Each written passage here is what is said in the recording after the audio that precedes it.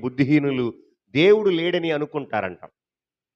Bible చెప్తా ఉంది, దేవుడు లేడని బుద్ధిహీనులు తమ హృదయములో అనుకుందురు. సో జాగ్రత్త. జ్ఞానం కలిగిన వారు, తెలివి కలిగిన వారు, బుద్ధి కలిగిన వారు దేవుడు ఉన్నాడని, ఆయన దయలేనిదే మనం బ్రతకలేమని, ఆయన దయా దాక్షిణ్యాల మీదే మనం బ్రతుకుతున్నామని, ఆయన కృప వలనే మనం జీవిస్తున్నామని, నిజంగా ఆయన కాపాడకపోతే, ఆయన పోషించకపోతే, ఆయన సంరక్షించకపోతే మనకి భూమి మీద మనుగడే ఉండదని బుద్ధి కలిగిన వారు, జ్ఞానం కలిగిన వారు, దైవ భయము కలిగిన వారు విశ్వసిస్తారు, నమ్ముతారు. హల్లెలూయా.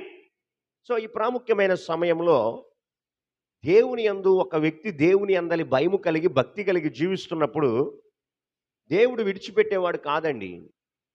తన బిడ్డలైనటువంటి వారు, తన పోలికలో, తన స్వారూప్యములో చేయబడినటువంటి మానవులు దేవుని యొద్దకు భయముతో, భక్తితో, భక్తి శ్రద్ధలతో ఆయన ఆరాధిస్తూ, సేవిస్తూ, పూజిస్తూ, ఆయన్ని ఘనపరుస్తూ, ఆయనకు భయపడుతూ ఎవరైతే జీవిస్తారో, ఎలాంటి ఆపదలు వచ్చినా, ఎలాంటి ఇబ్బందులు వచ్చినా, ఎలాంటి శ్రమలు వచ్చినా, శోధనలు వచ్చినా, ఏ విధమైన ప్రాణాపాయ పరిస్థితులు వచ్చినా దేవుడు తన యొక్క దూతల కావలి చేత, భద్రత చేత మనల్ని కాపాడి సంరక్షించి భద్రపరుస్తాడు. హల్లెలూయా.